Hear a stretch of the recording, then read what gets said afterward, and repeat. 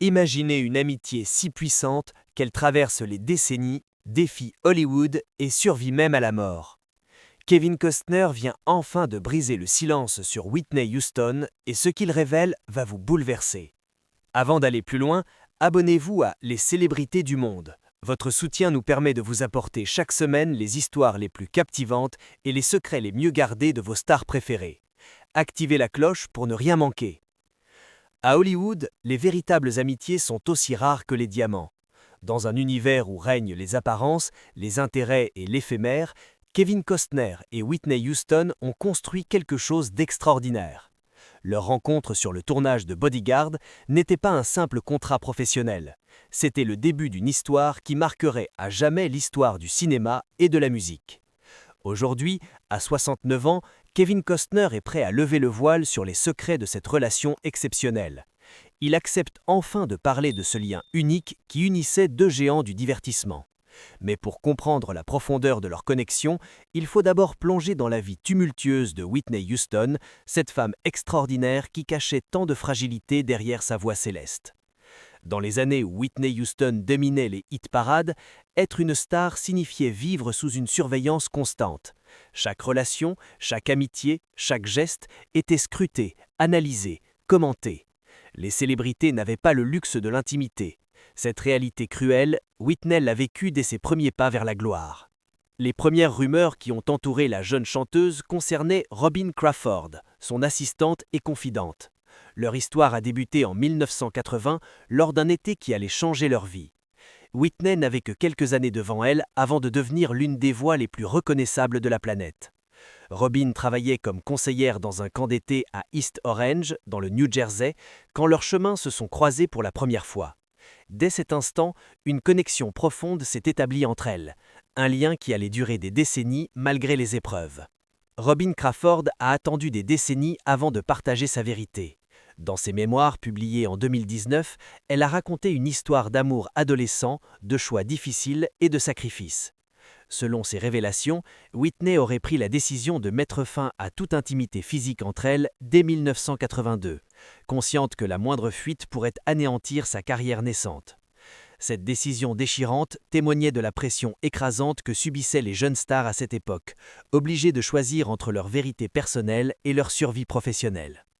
N'oubliez pas de vous abonner pour soutenir notre travail et continuer à découvrir ces histoires fascinantes. À l'époque, en 1987, Whitney a affronté ces rumeurs avec franchise. À seulement 23 ans, elle a clairement affirmé qu'elle n'était pas attirée par les femmes.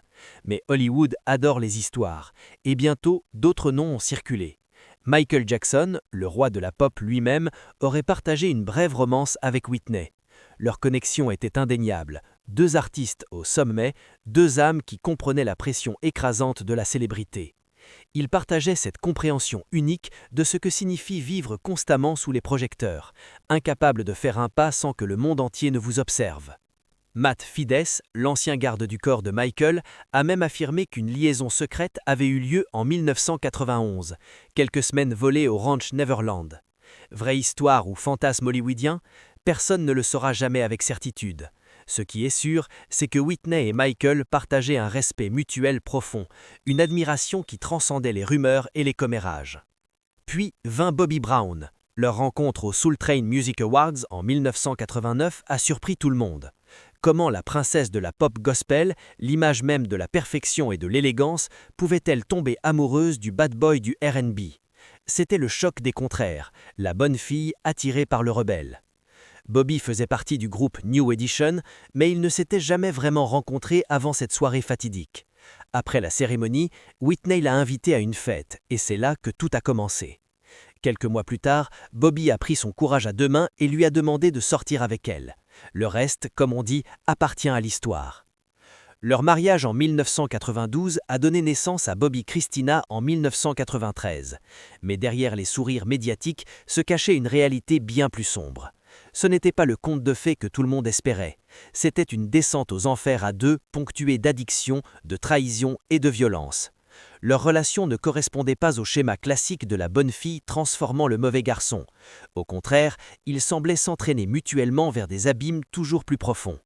Bobby Brown a lui-même reconnu que Whitney avait transformé sa musique, lui enseignant à moduler sa voix, à jouer avec les notes, à transcender la technique pour toucher l'âme. Elle lui montrait comment mélanger les tonalités, comment manipuler son interprétation vocale pour créer des émotions puissantes. En retour, il lui a appris à danser, à bouger, à se libérer son corps sur scène. Whitney manque d'initialement de rythme, mais le talent combiné à la patience de Bobby l'ont aidé à s'améliorer considérablement. Musicalement, ils s'élevaient mutuellement. Personnellement, ils se détruisaient. Abonnez-vous pour ne manquer aucune révélation sur vos stars préférées. Votre soutien nous permet de continuer à ce travail avec passion. À l'époque, notre relation était Bonnie et Clyde. C'était eux contre le monde entier. Mais le monde n'était pas leur ennemi. Leur véritable adversaire était invisible, insidieux, dévastateur, l'addiction. Tous deux luttaient contre leurs démons bien avant leur mariage, et leurs problèmes n'ont fait qu'empirer avec le temps. Les arrestations de Bobby pour conduite en état d'ivrieté et possession de substances illégales se multipliaient. Les séjours répétés de Whitney en centre de désintoxication devenaient une routine sinistre. Le cycle infernal recommençait sans cesse. Bobby a confié plus tard dans un documentaire de 2022 que sans leurs addictions mutuelles, ils seraient peut-être encore ensemble aujourd'hui. Cette révélation glaçante montrait à quel point l'addiction avait gangréné chaque aspect de leur vie commune. En 2016, une source proche du couple a révélé que Whitney aimait véritablement Bobby, parce qu'il représentait une forme de stabilité dans le chaos de sa vie. Ironique, n'est-ce pas? Chercher la stabilité auprès de quelqu'un d'aussi perdu que soi-même. Mais Bobby tenait vraiment à elle, et dans son univers tourmenté, ce sentiment comptait plus que tout. La naissance de leur fille n'a fait qu'empirer la situation. Bobby a théorisé que Whitney, privée de substances pendant sa grossesse, s'était rattrapée avec une intensité terrifiante après l'accouchement. Une fois qu'elle a pu reprendre, elle l'a fait avec une vengeance qui terrifiait son entourage. Bobby a tenté de protéger son enfant, de la tenir éloignée pendant les moments les plus sombres de Whitney, mais comment contrôler l'incontrôlable? Il ne pouvait pas surveiller Whitney 24 heures sur 24, et ses efforts, aussi sincères soient-ils, se révélaient souvent insuffisants. En 2018, Eileen Lavar, la coiffeuse et amie de Whitney, a observé que bien qu'ils se s'aimaient profondément, leur relation était profondément malsaine. Ils aggravaient les addictions l'un de l'autre dans une spirale destructrice dont ni l'un ni l'autre ne pouvaient échapper. En juin 1993, Whitney défendait encore leur union, jurant qu'ils ne se disputaient pas constamment, que Bobby ne l'avait jamais frappé, qu'il était un gentleman, un homme doux. Mais le 7 décembre 2003, la police a été appelée. Whitney accusait Bobby de l'avoir giflé à main ouverte lors d'une dispute verbale qui avait dégénéré en altercation physique. Bobby n'était pas là quand les autorités sont arrivées. Mais au tribunal, quelques jours plus tard, le 7 janvier 2004, Whitney était présente, un hématome clairement visible sur le visage. Face aux accusations de violence domestique, elle insistait malgré tout auprès des journalistes qu'ils étaient toujours un couple uni. Le déni était palpable, presque douloureux à observer. Bobby a nié pendant des années qu'il avait battu Whitney. En 2004, il affirmait même que c'était elle qui avait provoqué l'altercation. Puis, en 2016, dans ses mémoires, il a finalement avoué la vérité. Il a décrit un moment précis où Whitney avait tenté d'intervenir lors d'une confrontation avec un dealer, et où, dans un instant de choc et de rage, il l'avait frappé. Le regret dans ses mots était palpable, mais le mal était fait. Les mots ne pouvaient effacer la violence. 60 jours de prison en mars 2004, c'était le prix à payer pour ses actions, mais le véritable châtiment était la destruction progressive de leur amour, qui s'effleurait comme un tissu usé à la corde. Le divorce, demandé par Whitney en 2007, était inévitable. Personne n'a été surpris. Beaucoup pensaient que cette séparation aurait dû intervenir bien plus tôt. Bobby s'est dit dévasté, affirmant qu'elle avait tout obtenu dans le divorce, la propriété, les bijoux, la garde de leur fille, l'écart. Lui n'avait gardé qu'une chose, sa sobriété fragile qu'il tentait désespérément de préserver. Un mois après le divorce, Bobby a contesté la décision, réclamant une garde partagée et un soutien financier. Mais en janvier 2008, sa demande a été rejetée. En avril de la même année, il a publiquement admis dans son livre que leur mariage était condamné dès le départ, qu'ils s'étaient unis pour de mauvaises raisons. Selon lui, Whitney cherchait à redorer son image publique, tandis que lui rêvait simplement d'amour et de famille. Il a réalisé trop tard que Whitney avait un autre agenda pour leur mariage, centré sur le nettoyage de sa réputation plutôt que sur la construction d'une véritable famille. C'est dans ce contexte de vie personnelle chaotique que Whitney Houston a rencontré Kevin Costner. Le contraste ne pourrait être plus saisissant. D'un côté, une relation toxique avec Bobby Brown, de l'autre, une amitié pure, protectrice, presque paternelle avec Kevin. Lorsque Kevin Costner s'est mis en quête de son actrice principale pour Bodyguard, tout le monde s'attendait à voir Michelle Pfeiffer ou Julia Roberts décrocher le rôle. Ces femmes étaient des actrices confirmées, des valeurs sûres au box-office, mais Costner voyait les choses différemment. Dans son esprit, une seule personne pouvait incarner Rachel Marron. « Ce n'était pas Michelle qu'il me fallait, ni Julia », a-t-il confié dans une interview mémorable avec Howard Stern. « Ça aurait pu être n'importe qui, mais quand j'y ai vraiment réfléchi, je me suis dit non, c'est Whitney qu'il faut. Celle qui possède cette voix, celle qui incarne la beauté absolue, celle qui peut tout changer. » Le studio était sceptique, voire hostile. Choisir une chanteuse sans aucune expérience d'actrice pour un rôle aussi crucial, c'était de la folie. Les dirigeants plaidaient pour des actrices plus expérimentées, avec de meilleures capacités de jeu. Mais Costner a rejeté leurs préoccupations avec une confiance inébranlable. Pour lui, ce n'était même pas un... Puis est venue l'idée géniale qui allait transformer l'histoire du cinéma musical. Faire chanter Whitney a cappella au début de I Will Always Love You. Pas de musique, pas d'orchestre, pas de filet de sécurité, juste sa voix nue et puissante pour exprimer l'amour et le courage de son personnage. Kevin croyait fermement que cela transmettrait magnifiquement les émotions de Rachel Marron. Sa vision non seulement mettait en valeur les capacités vocales extraordinaires de Whitney, mais ajoutait également une profondeur émotionnelle incroyable au personnage, rendant ce moment l'un des plus mémorables de l'histoire du cinéma. Sur le plateau, Kevin est devenu bien plus qu'un partenaire à l'écran. Il est devenu le gardien de Whitney, son protecteur, son guide dans cet univers inconnu.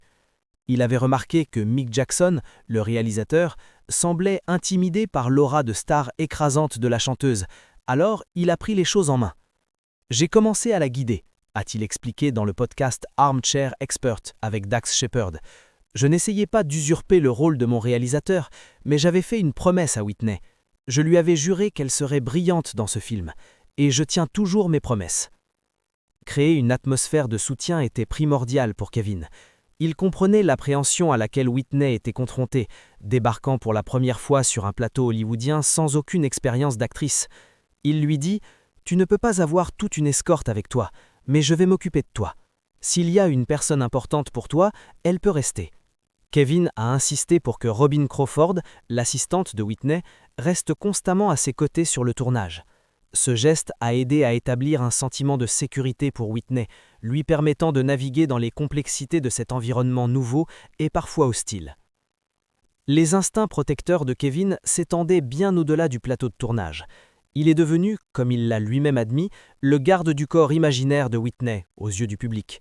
Reconnaissant la perception de leur relation par les fans et les médias, il a déclaré « Nous avons eu un moment ensemble et j'ai réalisé que le monde avait une idée plus élevée de qui nous étions l'un pour l'autre. Alors j'ai en quelque sorte embrassé cette perception. » Cette compréhension de la fascination du public pour leur connexion ajoutait une autre dimension à leur lien, alors qu'ils naviguaient ensemble à travers les défis de la célébrité. N'oubliez pas de vous abonner pour continuer à découvrir les histoires qui comptent. Votre soutien fait vivre cette chaîne. En 2019, Kevin a partagé un détail fascinant qui a surpris beaucoup de gens. Sur l'affiche iconique du film, ce n'est même pas Whitney qu'on voit blottie dans ses bras, mais sa doublure.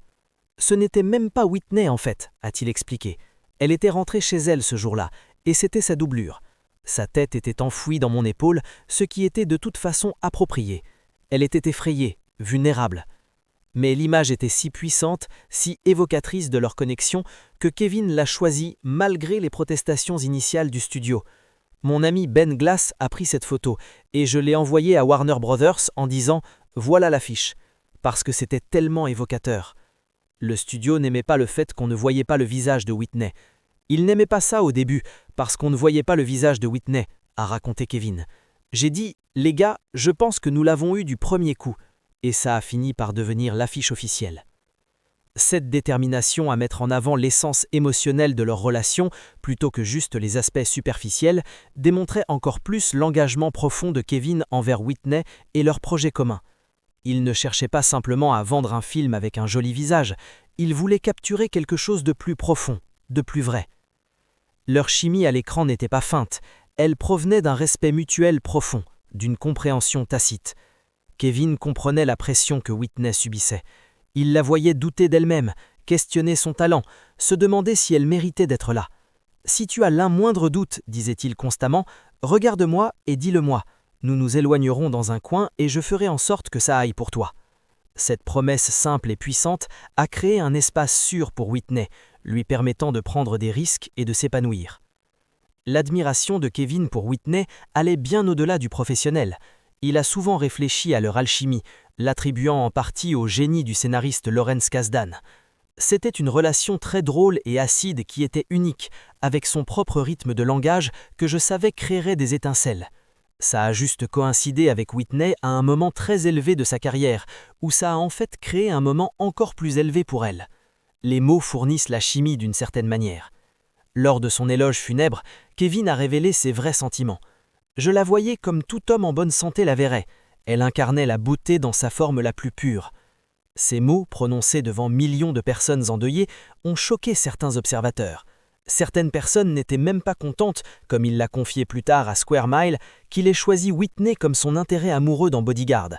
Qui ne voudrait pas l'embrasser, a-t-il dit simplement, exprimant une attirance qui était à la fois professionnelle et profondément personnelle. Whitney, de son côté, ressentait la même gratitude et la même affection. Dans une interview de 1992 avec Entertainment Tonight, elle rappelait le moment décisif où Kevin l'avait contacté personnellement pour lui parler du rôle. Il a dit « Si tu ne fais pas ce film, je ne ferai pas ce film », elle a partagé, encore émue par ce souvenir.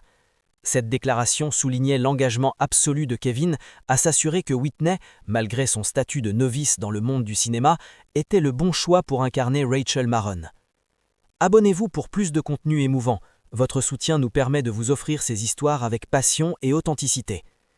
Dans une interview ultérieure avec A Current Affair en 1992, Whitney avait fléchi à la camaraderie extraordinaire qu'elle avait développée pendant le tournage. Nous prenions nos jours de congé pendant le tournage de Bodyguard et nous parcourions nos scripts ensemble, nos scènes ensemble.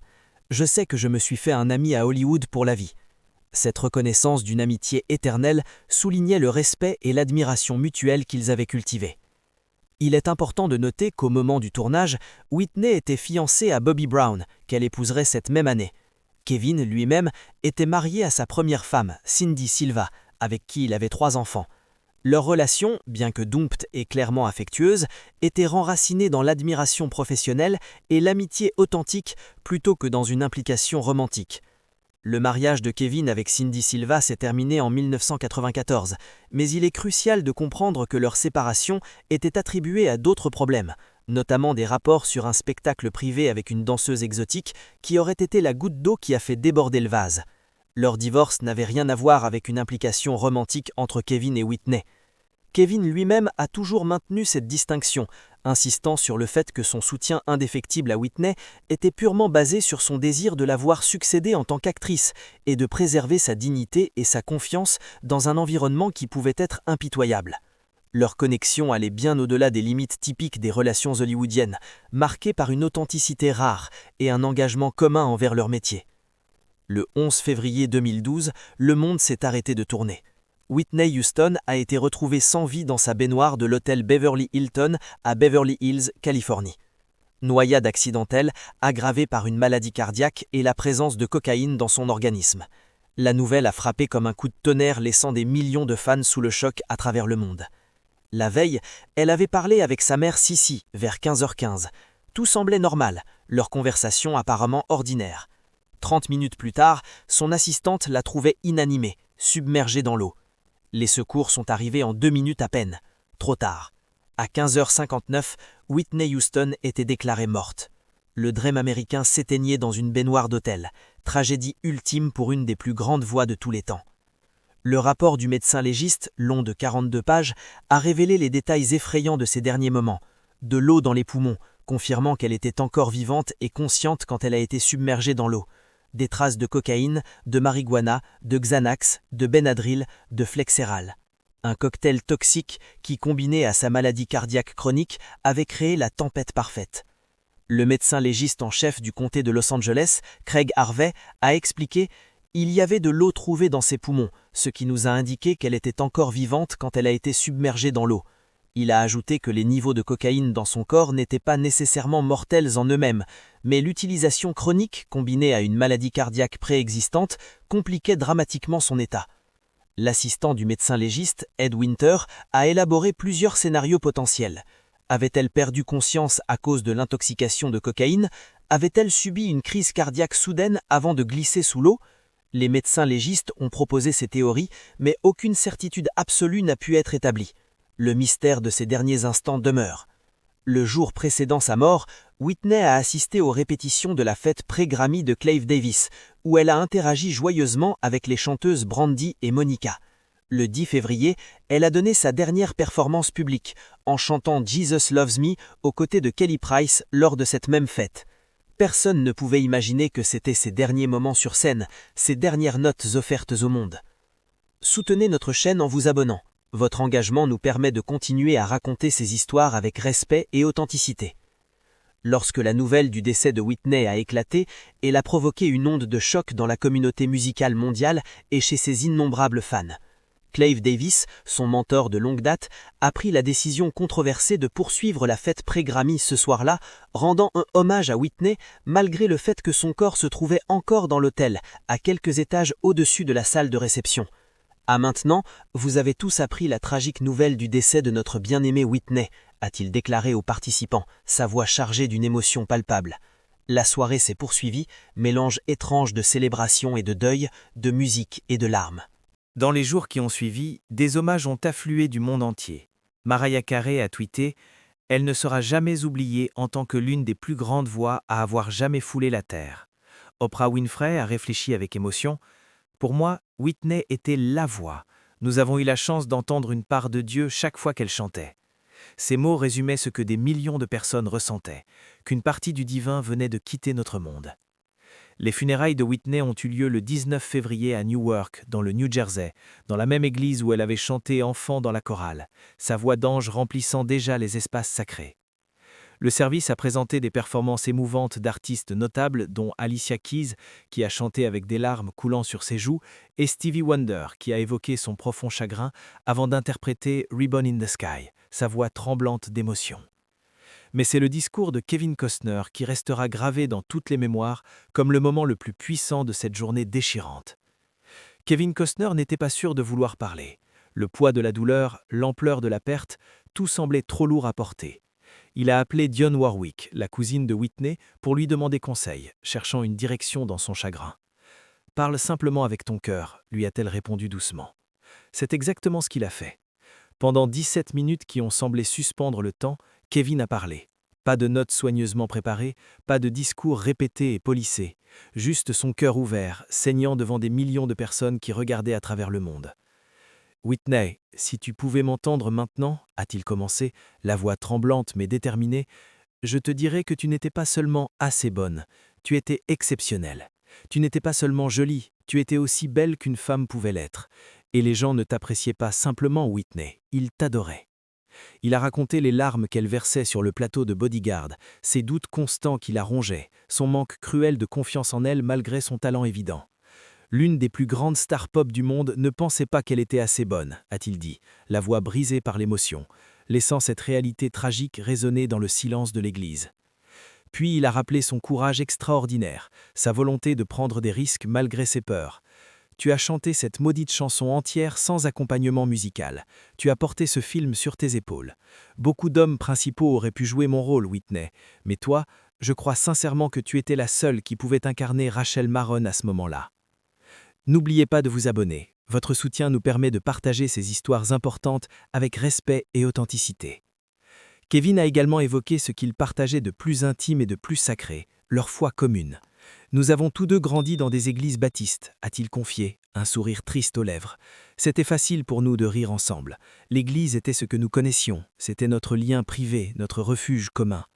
Cette spiritualité partagée avait créé entre eux une connexion qui transcendait les tragédies et les triomphes individuels, un fil invisible mais indestructible.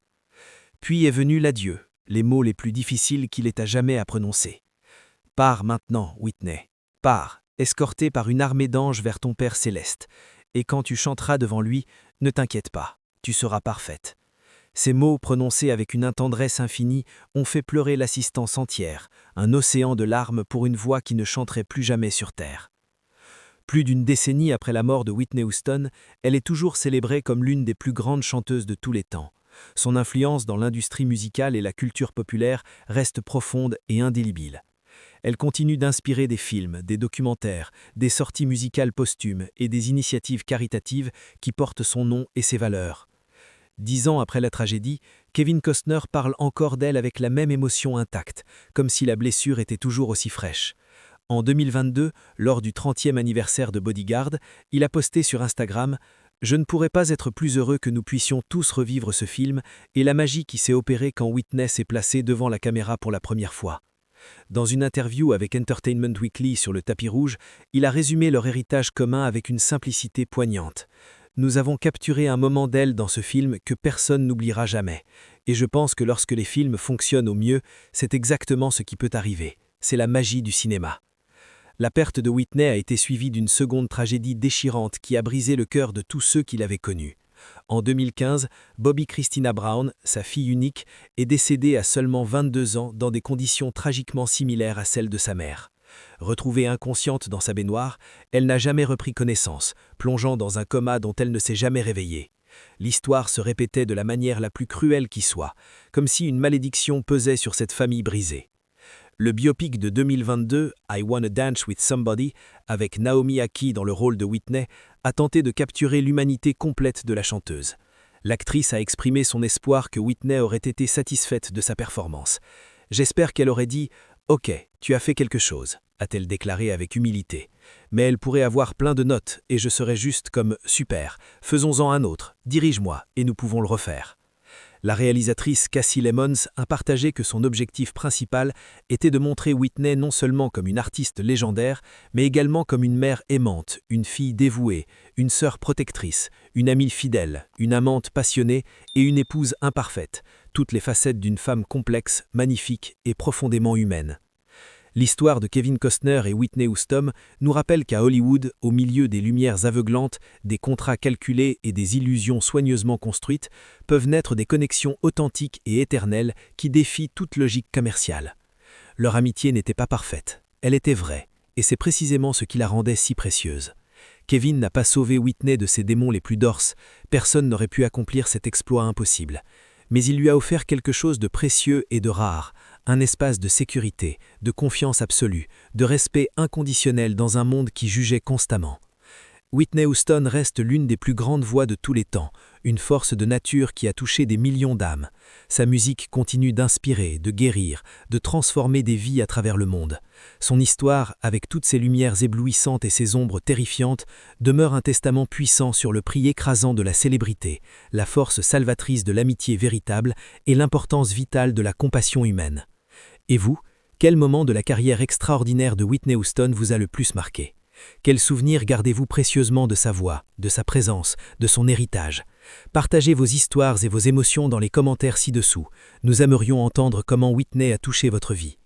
Si cette histoire vous a ému, si elle a résonné dans votre cœur, likez cette vidéo et surtout abonnez-vous à Les Célébrités du Monde. Votre soutien nous permet de partager ces histoires importantes avec respect et authenticité. Activez la cloche de notification pour ne manquer aucune de nos prochaines vidéos captivantes. Merci du fond du cœur de nous avoir accompagnés dans ce voyage émotionnel à travers l'amitié extraordinaire de Kevin Costner et Whitney Houston. À très bientôt pour une nouvelle histoire qui vous touchera droit au cœur.